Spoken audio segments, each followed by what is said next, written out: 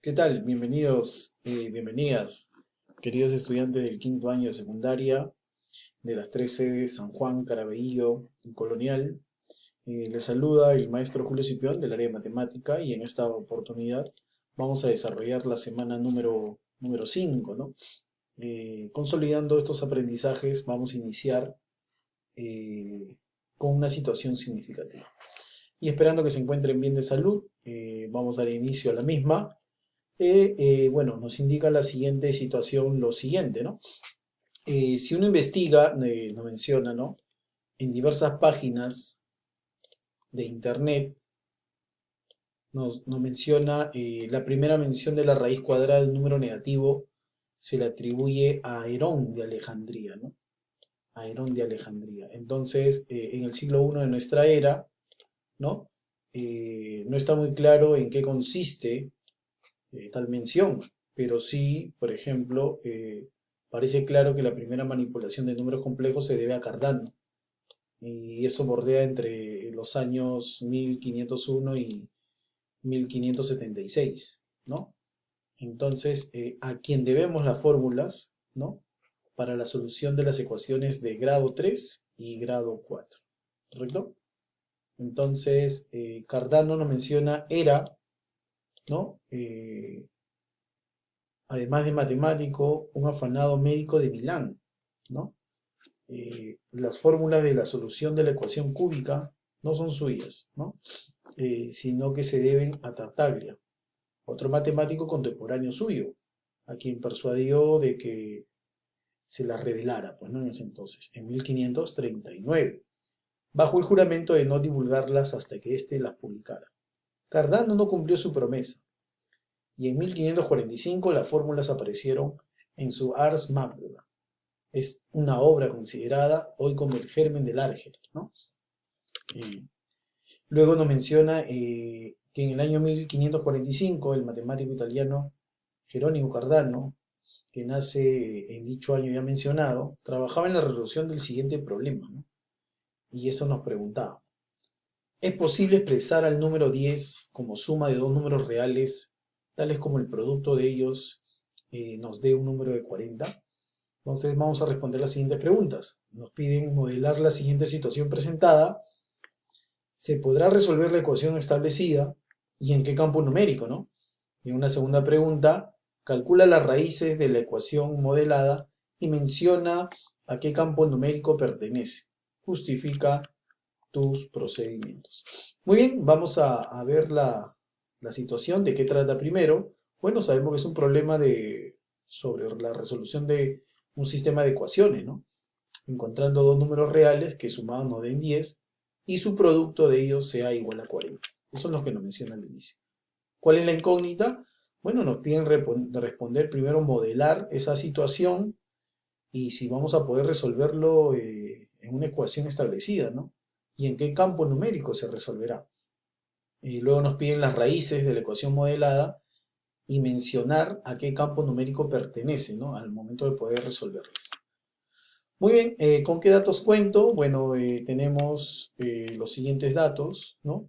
Por ejemplo, dos números que suman 10 y el producto de los mismos es 40.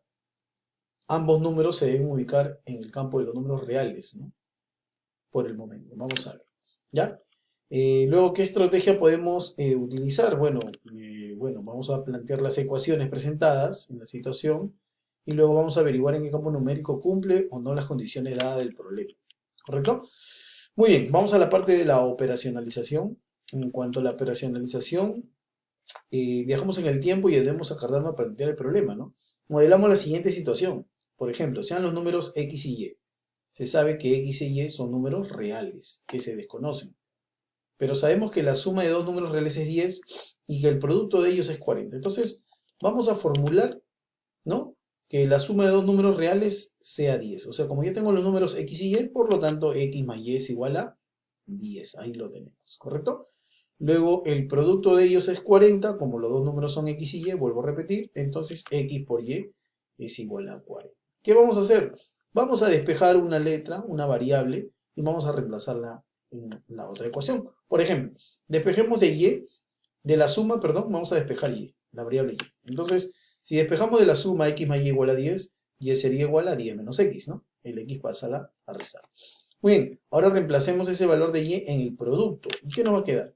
Bueno, nos queda x por, en vez de y colocamos 10 menos x, ¿correcto? Igual a 40. Y luego nos queda resolver la siguiente ecuación cuadrática. Al multiplicar en forma distributiva, x por 10, 10x, y menos x por x, x al cuadrado, igual a 40. Esta ecuación cuadrática la vamos a tener que resolver, ¿ya? Entonces, hasta ahí ya estamos modelando, ¿no? En un principio, dicha situación, que es lo que nos pedía también el problema. Pero al operar algebraicamente nos queda esta ecuación cuadrática compleja, ¿no? Pasamos a un lado todos los miembros, tanto el término cuadrático, el término lineal y el término independiente, y lo igualamos a 0. Entonces nos está quedando x cuadrado menos 10x más 40, igual a 0. Entonces, aplicando la fórmula general, vamos a hallar los coeficientes. A cuánto sería, B cuánto sería, C cuánto sería. Entonces, A igual a 1. ¿Por qué, profe? Porque recuerdas tú que el A es el coeficiente del término cuadrático. Y acá hay un x al cuadrado, o sea, hay un 1 escondido. 1 por x al cuadrado, ¿correcto? Luego tenemos a B menos 10, que es el coeficiente del término lineal, menos 10 por x. X, recuerda, es el término lineal. Y C vale 40, que es el término independiente. Muy bien. Luego vamos a analizar la naturaleza de las raíces de dicha ecuación cuadrática para ver en qué campo numérico se podría resolver esta ecuación cuadrática.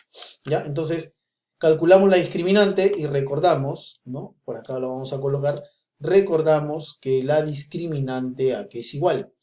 ¿A qué es igual la discriminante? Claro, la discriminante es igual, ¿no?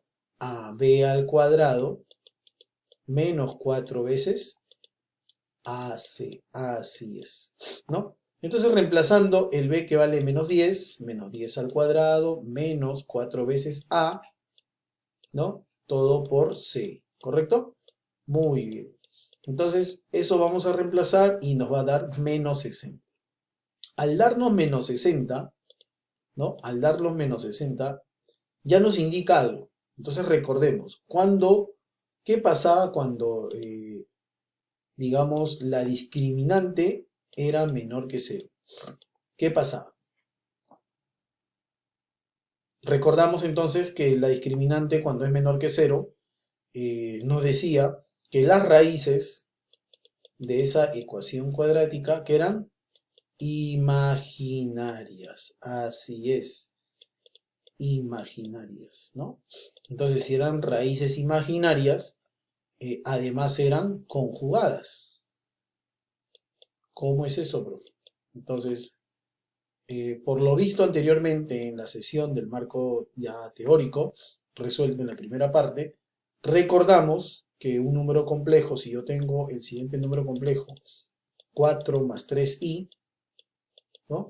Donde la parte real es 4 y la parte imaginaria es 3i, entonces el conjugado de ese complejo era 4 menos 13. O sea, ¿quién cambia de signo?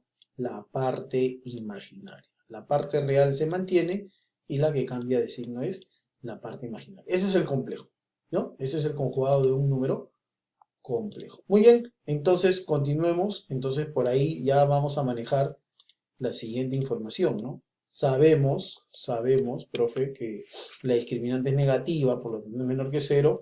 Entonces las raíces son números complejos conjugados. Entonces, al ser números complejos conjugados, esto quiere decir que este sistema de ecuaciones, o sea, este sistema de ecuación cuadrática, ¿ya? Esta ecuación cuadrática en sí, la puedo resolver ¿dónde? En el campo de los números complejos, pero no va a tener solución en el campo de los números reales. Entonces, por ahí ya estamos dando respuesta a las preguntas, ¿no? Nos pedían modelar, ya la modelamos, x al cuadrado menos 10x más 40 igual a 0. Y luego también nos pedían en qué campo numérico podría cumplir la solución de esa ecuación.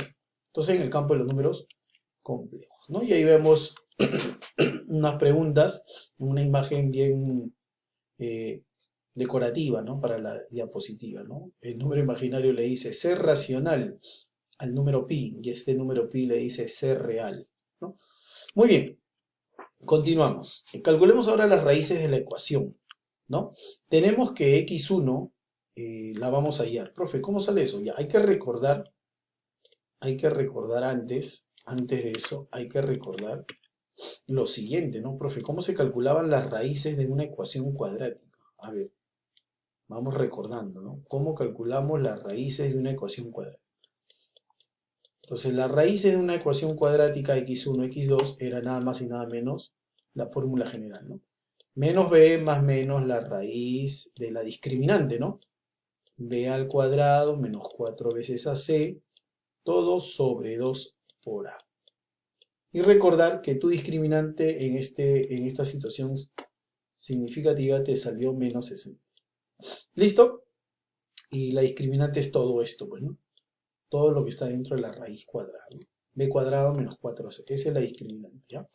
Por lo tanto, entonces, al momento de reemplazar, ¿no? Al momento de reemplazar, ¿qué tenemos? ¿No?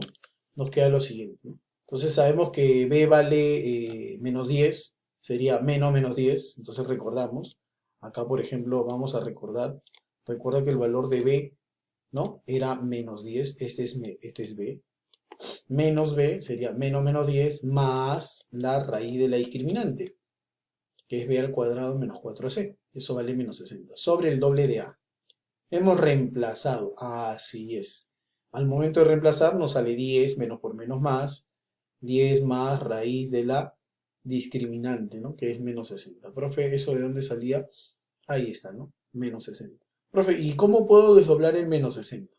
Entonces yo le puedo dar la siguiente forma. Le puedo colocar el menos 1, todo por 4 y todo por 15. La idea es buscar números que tengan raíz exacta, ¿no? Raíz cuadrática exacta. ¿Ya? Raíz cuadrada exacta. Por lo tanto, esta propiedad de raíces, raíz de A por raíz de B, es igual a raíz de A por raíz de B, ¿no? Entonces, esta propiedad la vamos a aplicar acá. Raíz de menos 1 por 4 por 15 es igual a hablar a raíz de menos 1 por raíz de 4 por raíz de 15, ¿correcto? Hemos aplicado la propiedad de radical. Entonces, vemos ahí que podemos desdoblarlo de esa manera, ¿no? Ya es reemplazar. ¿Qué recordamos? Bueno, solamente vamos a recordar acá, ojo, recordamos por la parte del marco teórico ya estudiado, que la raíz de menos 1 es igual ahí. Ahí está. Por lo tanto, este de acá sí. Profe, raíz de 4 es 2. Y raíz de 15 sigue siendo raíz de 15. Por lo tanto, mira cómo me va quedando. Me queda 10 más i por 2 por raíz de 15, ¿no? Entonces, opera y lo ordenas, esta parte, vas a colocar así. Primero la parte entera, luego la parte de raíz, que no se puede reducir, ¿no? Raíz de 15, que no es exacto, todo multiplicado por i, ¿no? Sobre 2. ¿Listo? Divides 10 entre 2, es 5, y 2 raíz de 15 por i, todo sobre 2, se van los 2, también me queda raíz de 15 por i. Por lo tanto, hemos llegado a la conclusión que una de las raíces es 5 más raíz de 15. Así es, 5 más raíz de 15, ¿correcto? Esta es una de las raíces, ¿ya? Entonces, profe, ¿y la otra raíz cuál será? La conjugada, así es, la conjugada, ¿no? Entonces, vemos que es importante deducir eso y claro, entonces lo otro, la otra raíz será la conjugada, ¿no? 5 menos raíz de 15 por, ¿ya? Entonces el conjunto solución será la primera raíz, 5 más raíz de 15i, y x2 sería 5 menos raíz de 15. Ahí tenemos el conjunto solución, ¿no? De dicha ecuación cuadrática. Profe, ¿y dónde lo hemos resuelto? Esto quiere decir que este sistema de ecuaciones, o esta ecuación cuadrática, tiene solución en el campo de los números complejos. Así es. ¿Ya? Muy bien. Entonces terminamos de resolver la situación y nos vamos con un refrán, ¿no? Las ciencias matemáticas exhiben particularmente orden, simetría y límites. Y esas son las más grandes formas de belleza, nos dice Aristóteles, ¿no? Muy bien, muchachos, terminamos de resolver la situación. Espero que haya sido de su agrado.